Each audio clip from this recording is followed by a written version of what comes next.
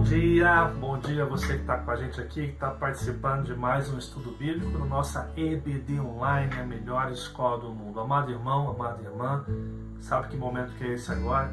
É aquele momento que você vai curtir esse vídeo, que você vai compartilhar com seu amigo, porque você, assim como eu, deseja que mais pessoas escutem da palavra de Deus, mais pessoas sejam edificadas com o nosso tema que nós vamos trabalhar hoje aqui, que é viver além das adversidades, tá? Um tema que vai tratar como eu e você podemos viver além das adversidades da nossa vida, tá? Então, antes de nós ouvirmos o nosso tema aqui, eu quero convidar você a compartilhar, a curtir e mandar para o máximo de amigos que você tem. Enquanto você faz isso, você também é convidado a cantar comigo o hino 62, hino de gratidão ao nosso Deus. Depois do hino, nós vamos voltar para a nossa devocional desta manhã. Então, iremos entrar no nosso estudo desta manhã. Que Deus abençoe grandemente a sua vida.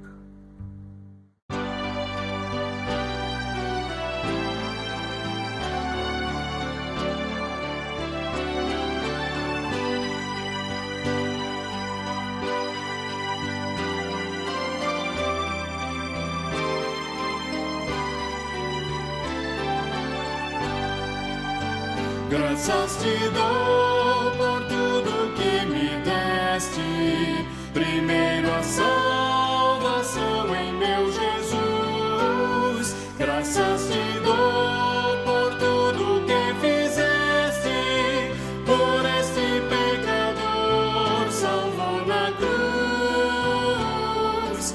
Graças, graças, mil graças a ti, Salvador. Graças, graças, mil graças por teu precioso amor. Eu te agradeço a bênção do trabalho e do meu lar que alegra o meu viver, a correção paterna quando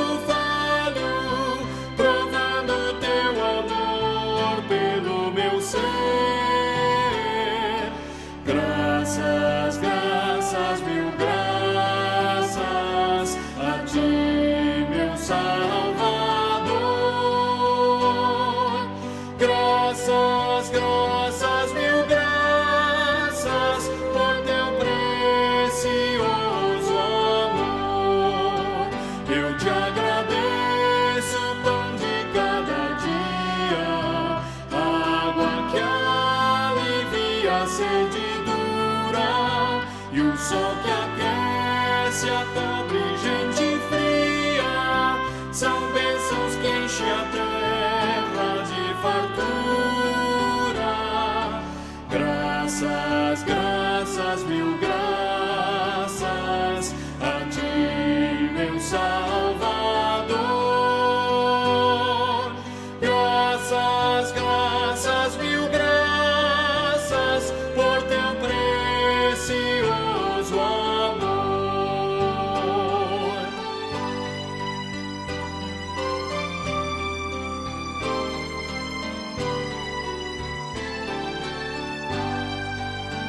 Eu te agradeço, ó Pai, os meus amigos e os inimigos também te agradeço. Sou grato por vitórias em perigos e outras bênçãos que eu não mereço. Graças, graças, mil graças a ti, meu Salvador. Graças, graças, mil graças por teu precioso amor.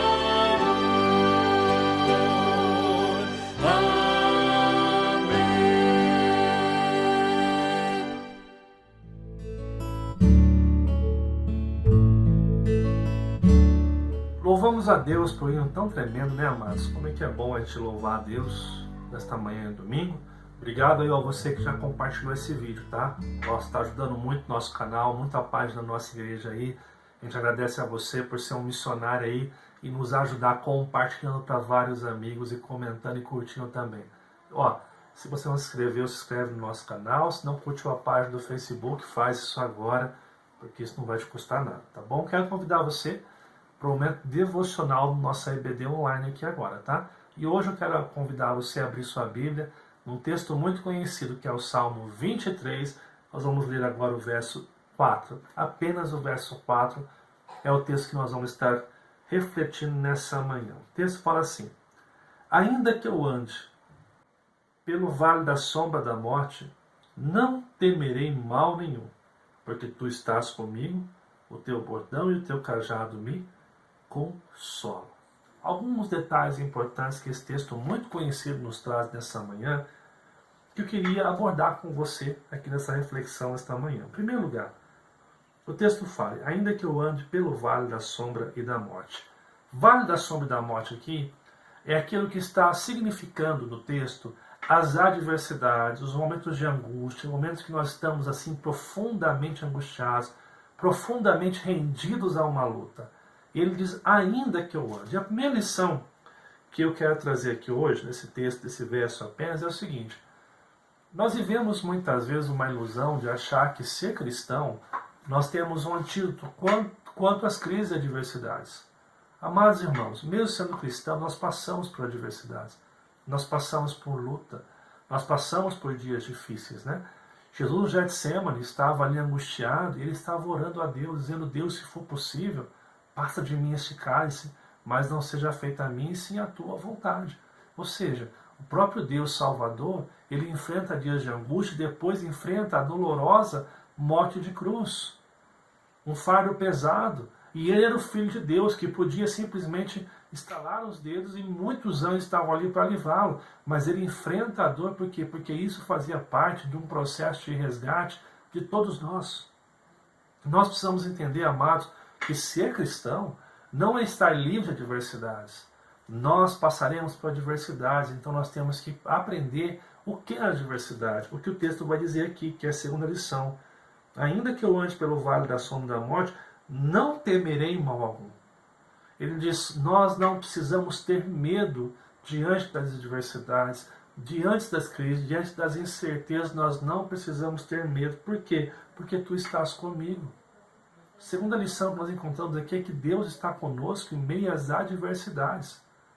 Deus está conosco de forma especial, cuidando de mim e de você e nos abençoando para que nenhum mal advenha ao nosso lar, advenha a nossa casa. Ele diz o seguinte: teu bordão e teu cajado me consola. Que bordão e cajado são instrumentos de guiar, de proteger, de amparar. Então nós temos, em primeiro lugar, uma certeza que iremos enfrentar adversidades. Uma segunda certeza que Deus está conosco. Terceiro, que Deus tem os seus meios para proteger aqueles que são seus.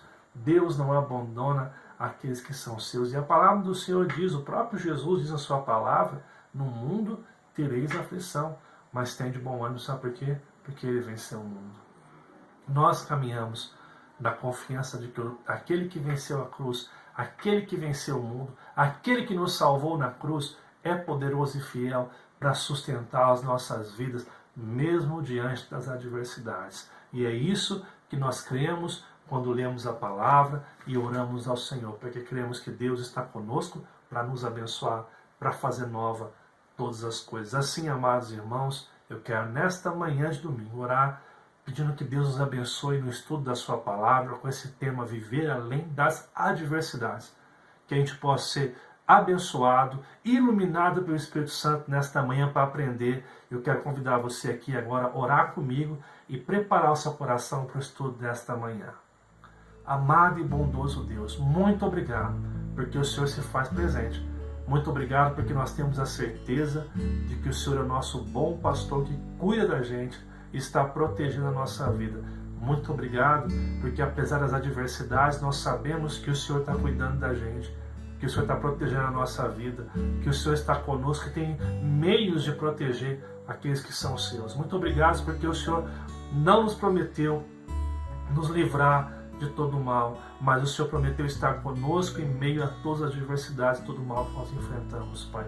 O Senhor nos livra do mal, Pai, estando conosco, nos carregando no Teu colo, nos conduzir na sua vontade. Que o Senhor abençoe nosso coração por ver a Tua palavra nesta manhã. Quem seja iluminado pela Tua palavra e que o que iremos ouvir entre em nosso coração, transformando tudo aquilo que somos e temos. Nós confiamos em Ti e sabemos que todas as coisas cooperam para o bem daqueles que amam a Deus. Nos abençoe nesta manhã e nos ensine, Espírito Santo. Em nome de Jesus, Pai. Amém. Vamos para o nosso estudo e eu espero em nome de Jesus que você seja muito abençoado nesta manhã.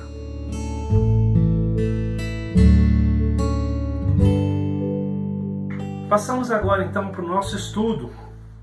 Vamos estudar um pouco a palavra de Deus, refletir seriamente no que ela nos instrui, naquilo que ela quer nos ensinar. O tema que nós temos para hoje é o que você está vendo na sua tela, viver além das adversidades. Nosso objetivo hoje, amados, é tratar um pouco sobre essa adversidade que a gente vive. A gente vive num contexto de muitas adversidades. E como nós podemos viver além desses momentos da nossa vida? Como que a gente pode trabalhar a questão da dor, do sofrimento e vivenciar na prática aquilo que Deus tem para cada um de nós? Eu quero convidar você a começar nesse estudo pensando uma coisa. Quais são as 5 fases do sofrimento? Quando nós falamos em sofrimentos, nós temos a tendência, algumas vezes, ou algumas pessoas, a tendência a simplificar um pouco o que significa sofrimento. Ah, você sofre por consequência de pecado. Você sofre porque você não faz aquilo que Deus espera que você faça. E, amados irmãos, nós não podemos correr o risco de simplificar aquilo que não pode ser simplificado. Por isso eu quero começar com uma questão a ser levantada. Por que sofremos? Por que existe sofrimento no mundo? Aqui eu não vou entrar a fundo nisso hoje, mas eu quero mostrar 5 perspectivas. 5 perspectivas ou 5 porquês do que nós sofremos. Primeira coisa, que deve ser a base do nosso entendimento sobre o sofrimento, seria o quê? Vivemos num mundo instável. Queridos, desde que Gênesis 3 ocorreu, onde nossos primeiros pais romperam com o Deus Criador, eles negaram a dependência de Deus, eles romperam com Deus, o mundo se tornou um mundo instável ou disfuncional. Quando você lê Gênesis capítulo 3, você vai encontrar que logo após a queda, o homem e a mulher passam por dores de parto, o trabalho começa a ser algo penoso na vida do homem, há abrolhos, e abrolhos ali o texto significa desastres naturais, pandemias, tantas outras coisas que vão acontecer decorrentes ao pecado, o medo, a dúvida, culpar uns aos outros, né? Que é onde entra o egoísmo do ser humano, né? Então, a gente precisa entender que o mundo que a gente vive é um mundo disfuncional, é um mundo instável em relação àquele mundo perfeito que Deus criou, que nós vemos na criação em Gênesis capítulo 1 e capítulo 2. Gênesis capítulo 3 escreve muito bem esse contexto de sofrimento que acontece ali. Um outro motivo por que sofremos é o que? Tomamos decisões erradas. Sim, às vezes nós sofremos por tomar decisões erradas. Às vezes você sabe que o relacionamento não é para dar certo, mas você insiste naquilo e você se frustra. E aí você passa por um processo em que você está colhendo o fruto daquilo que você mesmo plantou. Exemplo, se eu saio com um carro e ultrapasso o limite da velocidade e ando de forma imprudente, eu posso vir a sofrer um acidente, posso nunca mais andar e posso até mesmo morrer. Sim, nós sofremos por decisões erradas que tomamos, por caminhos errados que tomamos, e isso também é um dos motivos por que nós sofremos. Uma outra coisa, somos exercitados por Deus, ou seja, às vezes Deus permite que o sofrimento aconteça na vida dos seus filhos para exercitá-los, para prová-los, para fortalecê-los. Paulo fala que os sofrimentos, né, eles foram benéficos na sua vida. Tiago fala que o sofrer, passar por diversas tribulações, nos faz perfeitos para aquilo que Deus tem para a nossa vida. Então, sim, e de um sofrimento que está nos provando, que está testando, que está nos amadurecendo, nos melhorando em certo sentido, né? Uma outra coisa, somos disciplinados por Deus. Sim, algumas vezes Deus está tratando com a nossa vida porque insistimos em caminhos que não são os caminhos de Deus. Então Deus trata, mas quando nós falamos que Deus está tratando, nós precisamos compreender que o tratamento de Deus, a correção de Deus, é um tratamento em amor. Hebreus vai dizer que Deus corrige aquele a quem ama. E o propósito da correção é a salvação da alma, é a salvação daquele que continua vivendo o estado de pecado.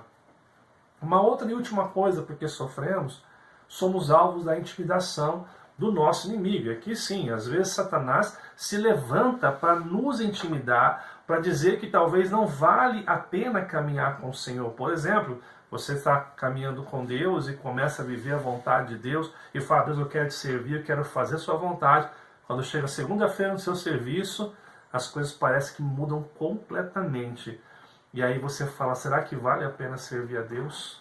Então, algumas vezes acontece isso. Por exemplo, quando nós vemos o caso de Jó, que é um caso clássico, nós encontramos tanto Deus exercitando ali, trabalhando para que Jó se tornasse melhor ainda, um homem mais maduro, e vemos também uma intimidação de Satanás ali que tenta fazer Jó blasfemar contra Deus. Agora, o meio para o qual Jó sofre são porque o mundo é instável, sofrimento, tragédias, doenças que vêm sobre a vida dele, porque o mundo é instável. Então perceba que o motivo pelo qual nós sofremos, ou porque há sofrimentos, não tem tanto a ver simplesmente com uma consequência de pecado, no sentido individual, mas no sentido sim coletivo, porque por causa do pecado, onde nós herdamos esse pecado, os nossos primeiros pais Adão e Eva, todos nós vivemos esse mundo que é um mundo disfuncional. Em outras palavras, não era para ser assim. O mundo que nós vivemos não era para ser assim. O mundo que Deus criou era muito bom mesmo. Não era para ser assim. Esse mundo que a gente vive de violência, tragédias, dor, sofrimento, pandemias, não foi o mundo que Deus criou. Não era para ser assim. Em meio a esse contexto, nós somos arrebatados por lutas e dificuldades. Há lutas, há dificuldades da nossa vida que vêm e que tentam arrebatar o nosso coração, nos levando muitas vezes a não ter condição de vivenciar aquilo que Deus espera de mim, que Deus espera de você. Uma outra coisa, ficamos ansiosos e muitas vezes perdemos nosso controle emocional. A gente fica tão angustiado, tão ansioso pelo que vai acontecer, e nós perdemos o controle emocional das nossas vidas. Consequentemente, a gente sofre com ansiedade, com crise de ansiedade, com depressão, com síndrome do pânico, que são coisas que estão no nosso organismo, que podem vir de doença sim no nosso coração. Por quê? Porque nós estamos profundamente angustiados. Outras coisas, algumas vezes desejamos sumir para outro lugar. Eu quero sumir daqui porque eu não aguento mais isso. A grande questão é que sumir da onde nós estamos não vai mudar o real problema que nós temos aqui. Então, você vai para outro lugar, serão as mesmas outras dificuldades, outros problemas, ou talvez os mesmos, com personagens e cenários diferentes da nossa vida. Uma última coisa, pensamos em acabar com a dor, tirando nossa própria vida. E aí algumas pessoas chegam no extremo da dor, onde elas não acham mais sentido para a vida, onde elas querem, como nós dizemos aqui, jogar a toalha, onde elas não acham que ninguém as ama, onde elas querem pôr fim a essa dor, né? O suicida, ele não quer tirar a sua vida, ele quer acabar com a dor que está oprimindo, que está sobre ele, martirizando todos os dias ali. Assim, amados, a grande pergunta que eu quero levantar aqui hoje é o seguinte: como posso viver além do hoje a partir da relação com Deus? Se isso faz parte da minha vida, se as dificuldades que eu enfrento, como eu posso viver além do hoje, além do que eu estou vivendo, além da dificuldade, além da luta, a partir da minha relação com Deus, com o nosso Salvador? Assim, amados, eu quero trazer um texto nessa manhã de reflexão aqui no nosso EBD Online. Eu quero trazer um texto que está em Jeremias 29, dos versos 1 ao verso 14. É um texto que eu amo, é um texto que eu já preguei duas vezes na igreja, e eu acho esse texto fantástico para falar a respeito de adversidades, para falar de como nós temos que estar além das adversidades que vêm até nós e arrebatam o nosso coração. Vamos lá então? Antes de eu entrar no texto, explicar esses versos que nós vamos trabalhar aqui, eu quero nesta manhã, amados, trazer um breve contexto para que você possa entender qual é o sentimento que o povo de Jeremias 29, que está passando por uma dificuldade, uma adversidade, qual é o sentimento que advém no coração deles. Primeiro, por volta do ano 597 a.C., 3.023 pessoas são levadas cativas pelo Império Babilônico. Olha aqui, nós temos um texto que o contexto é o quê? Existe um povo que foi levado pelo Império Babilônico como cativo para a sua nação. Esse processo de cativeiro acontece em 3 momentos históricos, onde no primeiro momento os príncipes, líderes e os jovens foram levados, aqueles que eram mais inteligentes foram levados para servir ali no cativeiro. Uma outra coisa que você entende, por volta do ano 594 a.C., né? Ou seja, 3 anos após a primeira ida, Jeremias escreve essa carta para o povo no cativeiro, do cativeiro, né? Jeremias escreve essa carta com Deus usando Jeremias para levar essa carta e levar uma mensagem ao povo que estava naquela situação do cativeiro. Mas qual que era o sentimento que esse povo tinha naquela situação de cativeiro? Há um texto muito bacana que nós precisamos ler, que é composto no mesmo período, que é o Salmo 137. O Salmo 137, ele mostra alguns dos sentimentos que estavam ali emergindo, que estavam tomando conta do povo que estava no cativeiro. Vejamos aqui, Salmo 137, o primeiro sentimento que nós podemos apontar aqui, amados, é o quê? O sentimento de profunda tristeza. Olha o que fala o verso 1 do Salmo 137. Às margens dos rios da Babilônia, nós nos assentávamos e chorávamos, lembrando-nos de Sião. Você encontra aqui a questão da profunda tristeza. Eles estão à margem dos rios da Babilônia ali, eles se assentam e choram. E a expressão de se assentar é que você se entrega, você está chorando profundamente triste naquele contexto, no significado do que o texto está nos dizendo aqui. E por que eles estavam tristes? Porque eles lembravam da sua terra natal. Eles foram arrancados dali. Eles perderam famílias, perderam seu culto, perderam a sua cidade, que foi completamente destruída naquela invasão ali. Um outro sentimento que emergia aqui é a desmotivação. Olha só o que fala os versos 2 e verso 3 desse mesmo salmo. Nos salgueiros que lá havia, pendurávamos as nossas harpas, pois aqueles que nos levaram cativo nos pediam canções, e os nossos opressores, como se fôssemos alegres, dizendo, entoai-nos alguns dos cânticos de céu. Ou seja, eles pediam para que eles cantassem. Agora, quando eles falam pendurar as harpas aqui, eu já falei na igreja e repito aqui, significa que nós perdemos a motivação de fazer algo. Nós não temos sentido. Não há sentido em fazer aquilo, não há sentido em cantar, não há sentido em expressar um sentimento de alegria, principalmente porque aqueles que nos pediam as canções nesse contexto aqui eram aqueles que nos levavam cativo. Então imagina como é que este povo estava profundamente desmotivado. Um outro sentimento é a saudade de casa. Olha o que fala os versos 4, 5 e 6. Como, porém, haveríamos de entoar o canto do Senhor em terra estranha? Se eu de ti me esquecer, ó Jerusalém, que se resseque a minha mão direita, apegue-se-me a língua ao paladar, se não me lembrar de ti, se não preferir eu, Jerusalém, a minha maior alegria. Eles diziam, a minha maior alegria é Jerusalém, eu não quero esquecer da minha cidade, porque eles tinham uma profunda saudade da sua casa, do seu lar, do seu culto que eles vivenciavam ali, dos seus parentes, da sua família. Havia um sentimento de saudade que estava emergindo, fervilhando em seus corações ali. Um outro sentimento que eu quero apontar é o desejo de vingança. Preste bem atenção, porque isso aqui é interessante. Versos 7, 8 e 9. Contra os filhos de Edom, lembra-te, Senhor, no dia de Jerusalém, pois diziam, arrasai-a até os fundamentos. Filha da Babilônia, que hás de ser destruída.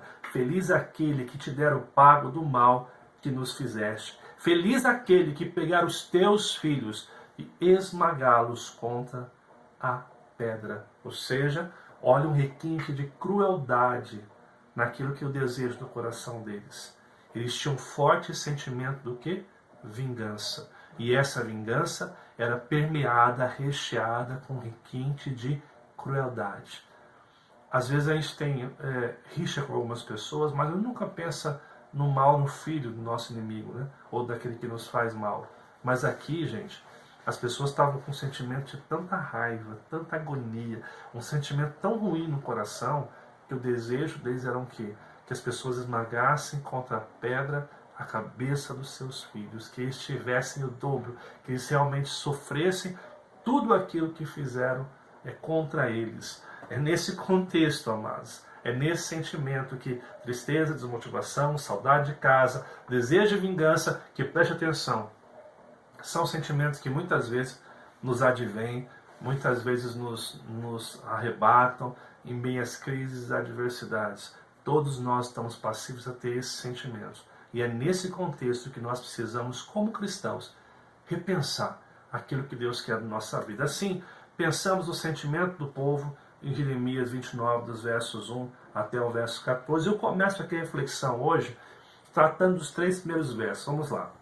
São essas palavras da carta que Jeremias, o profeta, enviou de Jerusalém ao resto dos anciões do cativeiro. É porque alguns já haviam morrido aqui nesse contexto, tá, amados? Como também aos sacerdotes, aos profetas e a todo o povo que Nabucodonosor havia deportado de Jerusalém para a Babilônia.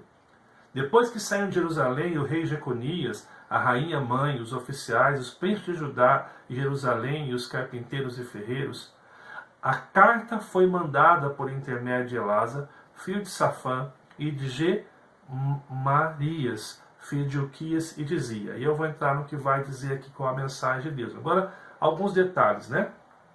As palavras de Jeremias escritas na carta eram palavras por meio de Deus, em que ele envia ao resto que sobraram, porque alguns já haviam morrido nesse período que nós passamos aí de quase 3 anos aí. Depois que eles levaram quem cativos? O rei, a rainha, os oficiais, os príncipes de Judá e Jerusalém e os carpinteiros e ferreiros. Levaram realmente a classe alta, né? E você vai ver depois na reconstrução dos muros de Jeremias que os mais pobres ficaram em Jerusalém e estavam passando por uma situação muito complicada, algo que vai acontecer depois aqui de mais 67 anos pela frente aqui, eles vão passar e depois aquele estado, quando Neemias volta para reconstruir o muro ali, e Esdras volta para reconstruir o culto ali, o serviço de Deus ali. O que dizia essa carta? O final da carta fala assim, a carta foi mandada por intermédio de Elazar, filho de Safã, ou de Gemarias, filho de Uquias, e dizia, o que dizia essa carta? Qual era a mensagem de Deus para o povo? Olha só o que fala o verso 4. Assim diz o Senhor dos Exércitos, o Deus de Israel, a todos os exilados que eu deportei de Jerusalém para Babilônia. Gente, um detalhe muito importante que nós encontramos aqui. Quem está dizendo essa mensagem? A mensagem provém de Deus, por intermédio do Senhor, por intermédio do profeta. Agora é interessante aqui, que a palavra Senhor aqui, maiúsculo, fala do Deus que cuida do povo de Israel, do Deus que tem poder, né? Inclusive, nós vamos dar uma aula na escola, no nosso estudo bíblico de quarta-feira, a respeito dos nomes de Deus. Então, acompanha lá toda quarta-feira, 8 horas, para que você possa também conhecer um pouquinho sobre o ser de Deus, os nomes de Deus, um pouco sobre a Trindade e os atributos de Deus, tá bom?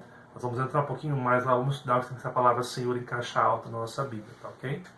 Agora, detalhe, a todos os exilados que eu deportei. Se você volta no verso 1, fala que foi Nabucodonosor. Aqui, Deus está falando que ele foi responsável por essa situação, foi ele que permitiu que acontecesse isso no coração, na vida daquele povo. Nós sabemos historicamente que acontece isso por causa do pecado que aquele povo vivia, por causa da condição de negar a Deus, de não viver a vontade de Deus. Era um dos motivos porque o povo estava enfrentando o cativeiro na Babilônia. Interessante que ele fala que ele deportou, mas olha o que Deus está falando ao seu povo que está exilado. A primeira coisa que Deus está falando, não parem de viver. Olha o que fala os versos 5 e o verso 6. Edificai casas e habitai nelas. Plantai pomares e comei o seu fruto. Tomai esposas e gerai filhos e filhas. Tomai esposas para os vossos filhos e dai vossas filhas a maridos, para que tenham filhos e filhas. Multiplicai-vos aí e não vos diminuais. Preste atenção. Quando Deus pede para as pessoas fazerem isso, Deus está dizendo, continuem a vida de vocês.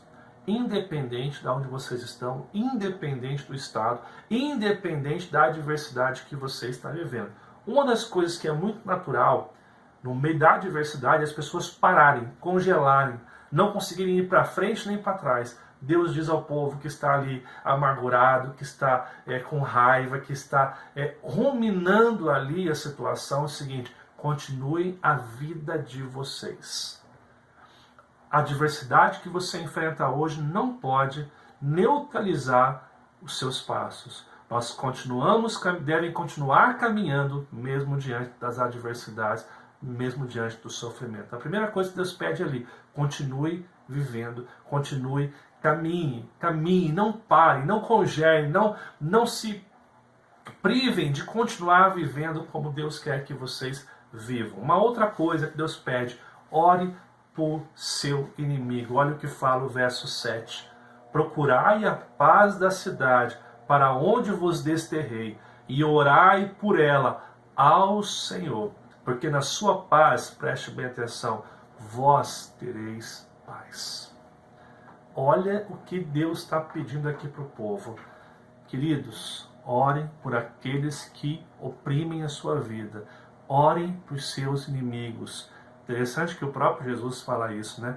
Orem, amem os seus inimigos. Orem por aqueles que vos perseguem. Gente, Deus pede, não parem, mas orem pela Babilônia, porque se ela tiver paz, vocês terão paz. Olha quão contrário, quão antagônico é a mensagem de Deus para as nossas vidas. A gente ora para o inimigo para que Deus possa matar o nosso inimigo. Deus, eu oro para os meus inimigos, para que eles se levantaram contra mim, para que eu venha a ser glorificado, para que a minha vitória tenha um sabor que eu não vou citar aqui, e que o meu inimigo possa ser completamente destruído, envergonhado, e descubra que eu sou servo de Deus. Deus pede, ore por eles, para que haja paz, para que haja sossego na vida deles. Perceba como os ensinos e valores de Deus, são contrários ao nosso sentimento e ao nosso desejo 99,9% das vezes. Eu digo até 100% na realidade. Uma outra coisa que Deus pede: não escute mentiras. Olha que fantástico isso aqui, amados. Porque assim diz o Senhor dos Exércitos, o Deus de Israel: não vos engane os vossos profetas que estão no meio de vós, nem os vossos adivinhos, nem deis ouvidos aos vossos sonhadores, que sempre sonham segundo o vosso desejo. Por que Deus está falando isso? Porque haviam falsos profetas. Sim, escute, naquela época já havia falso profeta. Já havia falso profeta. Você acaba de ter uma revelação que desde aquele tempo já existia pessoas que profetizavam, que davam profetadas, mas que não provinham do Senhor. O que eles estavam dizendo? Deus havia dito que eles iriam passar 70 anos. Você vai ver isso no texto aqui hoje. Mas esses profetas diziam: olha, assim diz Deus, vamos levantar a mão, porque nós vamos ter a vitória, porque tudo vai dar certo na nossa vida. Então, amados, amanhã nós estamos indo embora, Deus há de suprir tudo que nós precisamos, e isso vai acabar amanhã.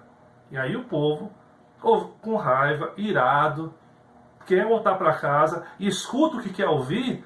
Glória a Deus, esses homens são de Deus, esses homens falam aquilo que Deus quer. Percebam como isso acontece na nossa vida.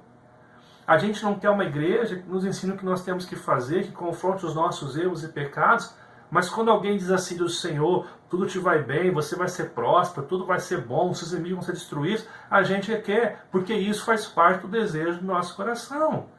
E a gente quer ver essa utopia, esse sonho que não é verdade, essa mentira de que a vida pode ser um mar de rosas, sem dificuldades, sem lutas. Isso não existe. E olha que Deus fala de forma muito séria aqui, amados, a respeito desses profetas. Olha o que Deus fala no verso 9.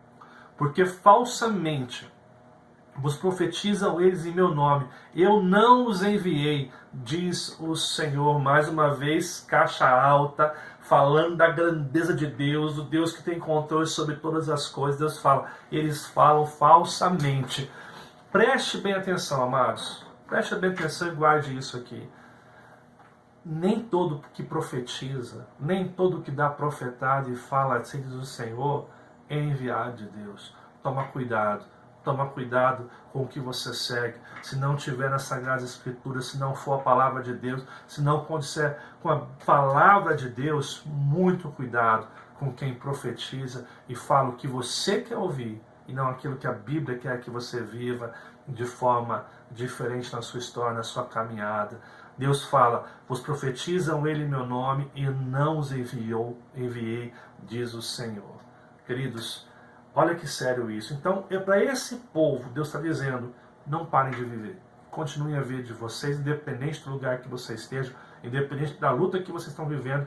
Não é tempo de ser a vítima da história, de viver essa autocomiseração. Ai, eu sofro demais, coitado de mim, a minha luta é tão grande. Ai, eu sofro, coitadinho de mim. Não é tempo de viver isso. Deus fala, continue vivendo, continue fazendo e continue orando para que Deus dê paz para aqueles que estão te perseguindo. E parem de escutar aquilo que vocês querem escutar, porque isso não provém de Deus. Esta é a mensagem de Deus. Agora, amados irmãos, percebam como isso é sério, como isso é verdadeiro na nossa história hoje. E a pergunta que fica aqui é como nós podemos viver esta mensagem hoje, como nós podemos viver isso que Deus tem para as nossas vidas. Eu quero aqui rapidamente propor nesta manhã 4 lições, 4 princípios que nós devemos ter na nossa vida hoje, para viver aquilo que Deus quer no meio da adversidade, para que no meio das nossas adversidades, das nossas lutas,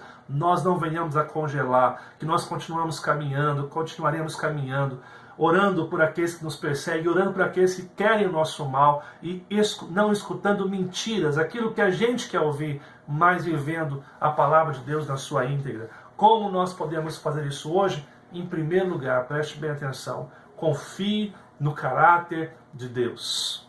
Olha o que fala o verso 10. Assim diz o Senhor, logo que se cumprirem para a Babilônia 70 anos, atentarei para vós outros. Qual o período? 70 anos. Enquanto não cumprir os 70 anos, aquele povo passaria pela experiência amarga do cativeiro, como consequência dos seus erros, por abandonar os seus deuses, por se prostrarem a outros deuses, que foi o que aqueles homens fizeram, por fazer alianças e confiar mais em outras coisas do que o seu próprio Deus. Olha o que o texto fala. E cumprirei para vós outros a minha boa palavra, tornando a trazer para este lugar. Jeremias está escrevendo de Jerusalém para o povo. Olha o que Deus fala. Cumprirei para convosco a minha boa palavra. Primeiro, nós precisamos confiar no caráter. Nós precisamos confiar no caráter daquele que diz que vai cumprir os seus projetos na nossa vida. Ele diz, a minha boa palavra, tornando a trazer-vos para este lugar. Deus havia dito que iria trazer o povo de volta. E isso vai acontecer historicamente, mas nós precisamos entender, porque isso nos serve de exemplo hoje para entender que aquilo que Deus promete nos salvar, nos conduzir, ser conosco, vai acontecer. Sabe por quê? Porque Deus não é como eu e você.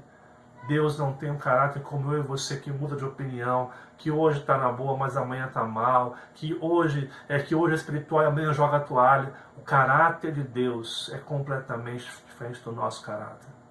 Deus cumpre as suas palavras, Deus realmente cumpre os seus propósitos. Mesmo que hoje esteja dificuldade, nós precisamos crer no caráter daquele que nos chamou para a novidade de vida, a qual nos chamou por seu grande e eterno amor.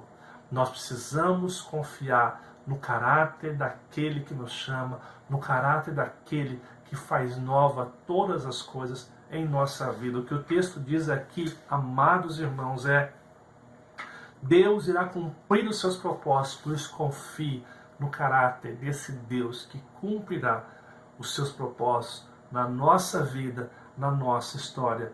Esse Deus há de cumprir a sua vontade em nossa vida. Passaremos então, amados, por segunda lição que quero trazer hoje aqui. Confie na obra de Deus. Olha o que fala o verso 11. Eu é que sei Que pensamentos tenho a vosso respeito, diz o Senhor, pensamentos de paz e não de mal, para vos dar o fim que desejais. Interessante aqui você começar a reparar esse verso. Eu é que sei que pensamentos tenho a vosso respeito. Amados irmãos, eu conversava isso com uma irmã muito querida, que está enfrentando uma luta na sua vida, passando por processos doloridos, enfrentando o câncer novamente, e eu dizia isso para ela, né? Nas dificuldades, nós temos a tendência a achar que Deus está, de certa forma, com pensamentos como castigando, ou como algo do tipo, né?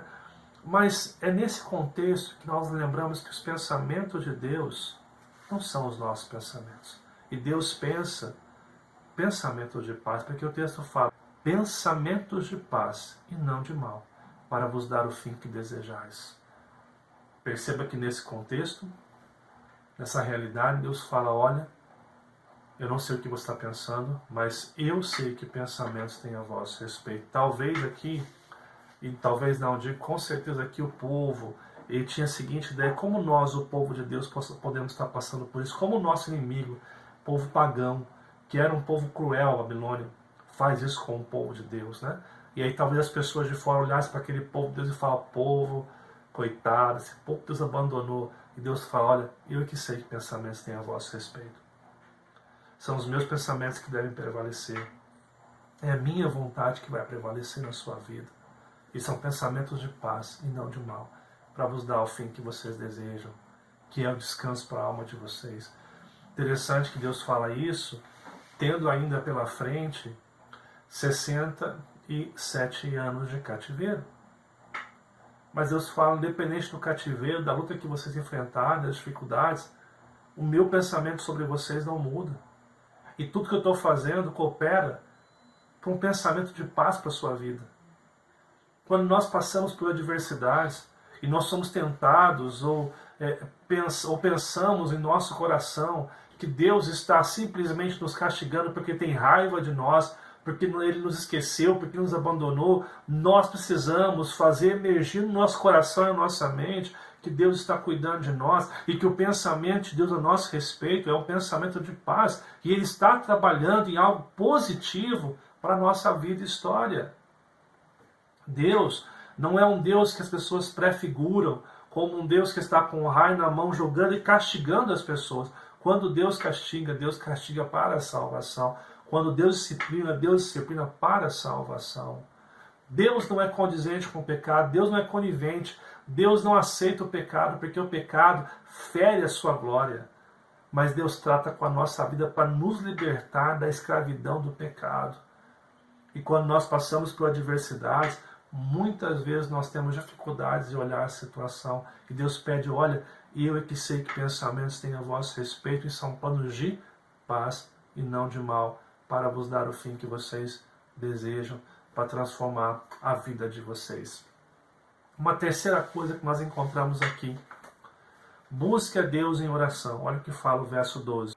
Então me invocareis, passareis a orar a mim, e eu vos ouvirei. Interessante aqui, o texto fala, então me invocareis, e destaque, passareis a orar a mim. A ideia é, quando nós lemos a grosso modo, sem uma pesquisa mais aprofundada, de que nós vamos tomar a iniciativa de orar.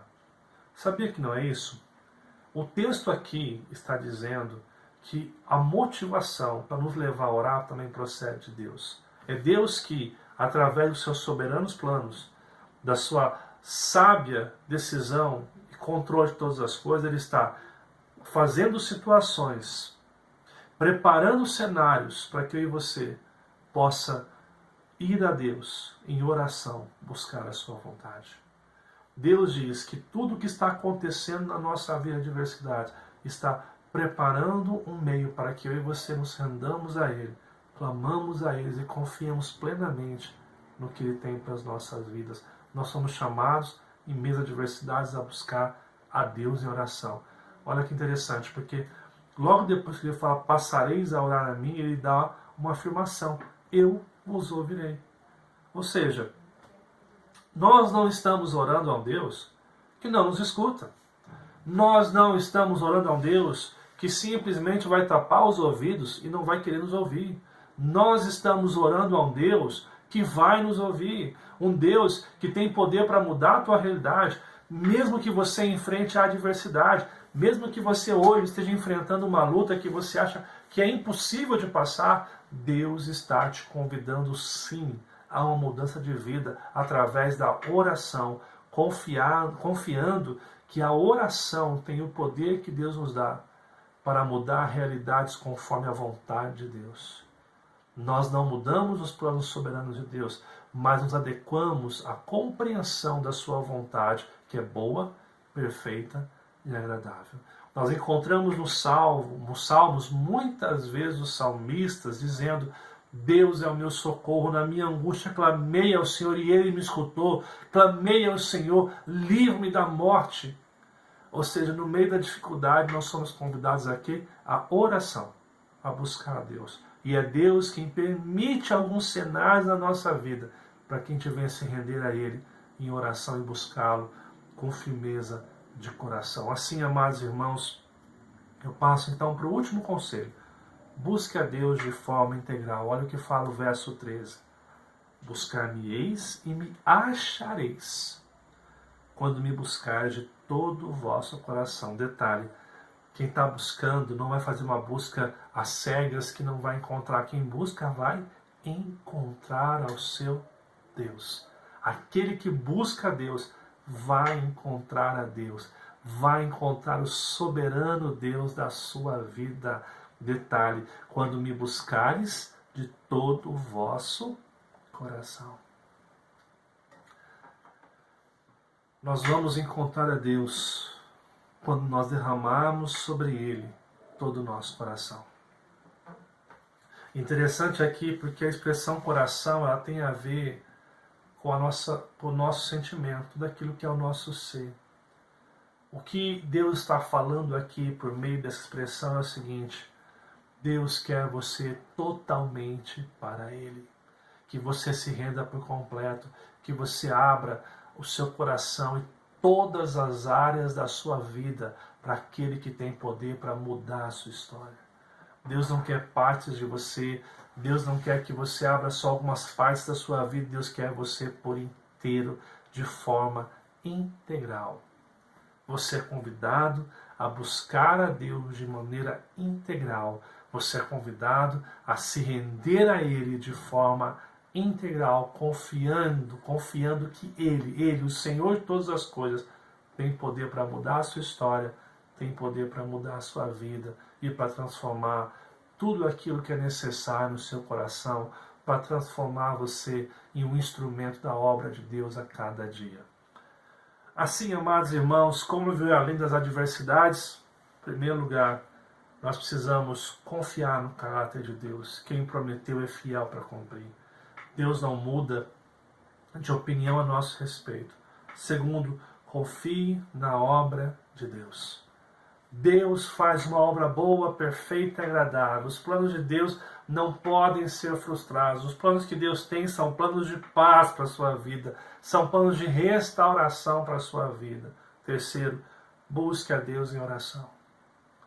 Não fique reclamando, não fique murmurando, mas dobre os seus joelhos em oração diante de Deus, pedindo: Deus, me ajuda, Deus socorre-me, Deus, eu não consigo, ajuda-me na minha falta de fé, ajuda-me a compreender a história, a sua vontade, Deus, eu quero buscar o Senhor. Uma oração sincera que vem de lábios que confessam ao Senhor, uma oração sincera que emerge do mais profundo do nosso coração. E último, busque a Deus de forma integral. Busque a Deus de forma integral. É hora de você render-se completamente a Ele. É hora de você entregar a Ele o seu coração. É hora de você render a Ele tudo aquilo que você tem. É hora nessa noite de você se entregar completamente a esse Deus, sabendo que Ele tem poder para fazer muito mais do que você pede, do que você pensa. É tempo hoje de você buscar ao Senhor e fazer a sua vontade. Assim eu fecho com o último verso, amados irmãos, verso 14. Conclusão de tudo. Depois que você vivencia isso, Deus fala o quê? Serei achado de vós, diz o Senhor. Não é qualquer Deus que está falando, é o Senhor soberano, maravilhoso. E farei mudar a vossa sorte. Haverá uma mudança na sua vida. Congregar-vos-ei de todas as nações e de todos os lugares para onde vos lanceis. Porque ele fala nações? Porque por mais que o povo se espalhasse aqui, há uma profecia messiânica a respeito de Jesus. Porque depois algumas pessoas, quando são libertas pelo Império Medo-Persa, onde Dário vai libertar alguns, depois vão ser libertos ali, muitos não vão voltar para Jerusalém, muitos vão para outras nações se espalhar pelo mundo. A profecia aqui fala que Deus, no final de todas as coisas, vai juntar o seu povo, independente que estejam em outras nações, em outros lugares, Deus vai trazer o seu povo. Ele fala o seguinte: todos os lugares para onde vos lancei, e diz o Senhor, e tornarei a trazer-vos ao lugar de onde vos mandei para o exílio. Ou seja, a promessa de restauração. A promessa de que o povo seria restaurado, de que o povo seria firmado no projeto chamado salvação, aquilo que Deus faz por nossas vidas. Assim, amados irmãos, nós louvamos ao Senhor por saber que Deus é poderoso sobre todas as coisas para nos abençoar. Deus irá mudar a nossa vida quando nós confiarmos nele. Há adversidades, é tempo de você não parar, é tempo de você caminhar, é tempo de você orar por aqueles que fazem mal para você, é tempo de você parar de ouvir aquilo que você quer ouvir e ouvir aquilo que Deus tem para você. Como eu faço isso? Confie no caráter de Deus, confie na obra de Deus, busque a Deus em oração, busque a Deus de forma integral. É isso que essa carta nos ensina, é isso que a mensagem de Jeremias ao povo nos ensina hoje para as nossas adversidades. E assim, amados irmãos, quero convidar você a refletir e praticar nesta manhã algumas lições importantes para a nossa vida e caminhada. Preste bem atenção aqui. Primeiro, diante das adversidades que surgem em sua vida, qual tem sido seu comportamento? Você busca ampliar sua visão confiando no controle divino? Você fica olhando só para o problema como se ele fosse o fim de todas as coisas, você amplia sua visão e falando: peraí, Deus está no controle, está acontecendo o que Deus quer me ensinar. Como que você tem se portado nesses dias quando essas coisas acontecem na sua vida? Como você tem se comportado nesses dias em que as adversidades advêm ao seu coração, trabalham no seu coração para desanimar você? Como você tem se comportado nesses dias? Uma outra coisa muito importante aqui, amados irmãos. 2. Como temos trabalhado nossa mente e coração nos momentos complicados? Temos decidido viver o que Jesus pede, mesmo quando naturalmente não é a nossa vontade? Olha aí, como que eu estou trabalhando o meu coração na dificuldade? Porque, amados irmãos, preste bem atenção. Desistir, reclamar, se fazer de coitado, pular do barco, jogar a toalha, qualquer um faz. É o caminho mais fácil que nós temos a tomar. Agora, os cristãos não fazem isso. Cristãos se voltam para Jesus e percebem que eles têm que viver aquilo que Deus quer, mesmo quando o seu coração não quer viver isso. Mesmo que você não tenha vontade, você faz, porque você sabe que é isso que Deus espera de você. Você toma uma atitude de fé, porque sabe que é isso que Deus espera de você como cristão. E último, nos momentos difíceis tenho me rendido a Deus de forma integral através da oração, ou tenho lutado com minhas forças para resolver aquilo que está diante de mim? Nos momentos de adversidade, você tem se entregado a Deus, orado, Deus fala: Deus, cumpre a sua vontade, me faz um vaso novo, faça a sua vontade na minha vida? Ou você, infelizmente, está jogando a toalha, está desistindo de tudo, lutando com a sua vida, achando que você tem condição de controlar a sua vida?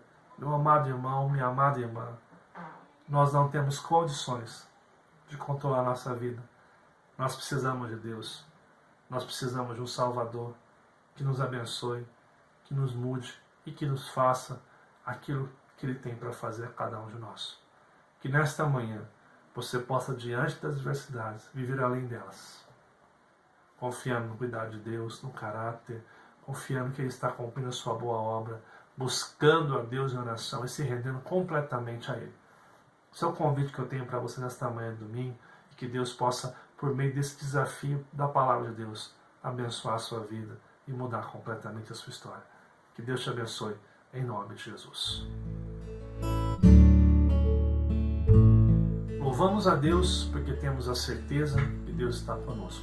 Tudo abençoado, que Deus possa ter abençoado grandemente a sua vida nesta manhã e que você possa sim, diante das adversidades, viver além disso, confiando que Deus está com você. Ele é seu pastor, Ele cuida das nossas vidas. Ele descansa nele, sabe que tudo coopera para o bem daqueles que amam a Deus. Eu quero desafiar você agora a se lembrar de alguns recados importantes. Hoje, às 18h30, nós temos o nosso culto especial. Você pode acompanhar somente pelo YouTube, tá bom? Uma outra coisa, depois do culto, Momento Kids, um tempo para a família. Envie esse convite do Momento Kids, amados. Mesmo que você não seja criança, envia para amigos que tenham filhos, para que a gente possa estar abençoando também essas pessoas e confiando que Deus possa estar abençoando a vida delas também com esse trabalho feito para as crianças, certo? Uma coisa muito importante, amados irmãos, não esquece de se inscrever no nosso canal do YouTube, de curtir esse vídeo, deixar um comentário e compartilhar. Quanto mais inscrição tiver, quanto mais comentário, quanto mais curtida, quanto mais compartilhamento, mais o YouTube vai entender que o que nós estamos produzindo aqui é útil. E eu quero contar com você para divulgar mais esse trabalho, para nós chegarmos a 200 inscritos aí e podemos, em nome de Jesus, espalhar a mensagem de Cristo. No nosso canal do Facebook, também não esquece do quê? De curtir a página e seguir a nossa página. Por que é importante seguir? Para que você seja notificado sempre que tiver um novo vídeo, que tiver uma nova postagem, que tiver um recado importante para a igreja. Então, faz isso e nos ajuda no Facebook também. Quanto mais curtida, comentário, quanto mais você puder compartilhar com seus amigos no Facebook, mais o Facebook também vai divulgar bem esse canal, que é o canal do Facebook. Algumas pessoas encontraram a nossa igreja de Cruzeiro, sabe por quê? Porque quando eu pesquisar a igreja lá, a primeira que apareceu foi a nossa. Por quê? Porque é uma igreja que tem muito movimento nas redes sociais. Então, nos ajude a aumentar mais isso, tá bom? E no Facebook, no YouTube, desculpa, não esquece de ativar os sininhos, tá bom? O sininho, para que você seja avisado sempre que tiver um novo vídeo. Que Deus abençoe a sua vida. Eu espero você daqui a pouco no nosso culto e que a escola dominical, a melhor escola do mundo, possa ter abençoado a tua vida também nesta manhã. Quero convidar você a orar, encerrando essa escola dominical mais uma vez. Vamos orar? Pai, em nome de Jesus, muito obrigado pelo estudo da sua palavra. Muito obrigado, Pai, pelo que nós aprendemos nessa manhã. Agradecemos ao Senhor, porque é o Senhor que nos ensina, é o Senhor que nos inspira. E que nós possamos realmente, Pai, viver além das adversidades, Pai. Viver, Pai, na Tua vontade, na confiança de que estamos protegidos por Ti. Muito obrigado por ser um Deus poderoso em nossa vida, um Deus que nos ama e que nos faz viver em novidade de vida. Muito obrigado, porque em Ti nós temos a confiança do amanhã, temos a confiança que nós iremos viver no Teu querer, na Sua vontade.